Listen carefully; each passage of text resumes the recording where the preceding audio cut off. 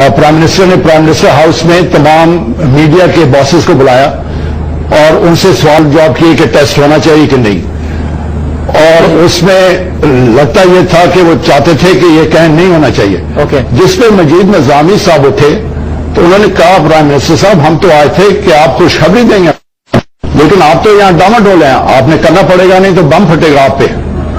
اور 20 مئی کو ڈاکٹر اے.کیو. خان نے خط لکھا نواز شریف کو کہ اگر آپ نہیں کریں گے تو میں استعفیٰ دے دوں گا اور میرے انجینئرز بھی استعفیٰ دے دیں گے۔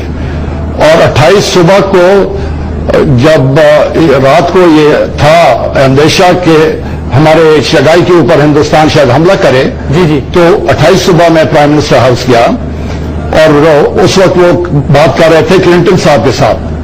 شہباز شریف صاحب میرے پاس آئے ڈرائنگ روم میں اور کہا کہ پرائم منسٹر ابھی آتے ہیں، وہ کلنٹن سے بات کر رہے ہیں اور اگر انہوں نے ہمیں اچھا پیکج دیا تو ہم نیوکلیئر ٹیسٹ نہیں کریں گے۔ اچھا، تو میں نے کہا جی وہ تو ہم نے ڈیوائسز ڈال دی ہیں، اس کو نکال نہیں سکتے۔ تو یہ کریڈٹ جو ہے یہ ہماری عوام کو جاتا ہے، ڈاکٹر اے.کیو. خان کو جاتا ہے، ہمارے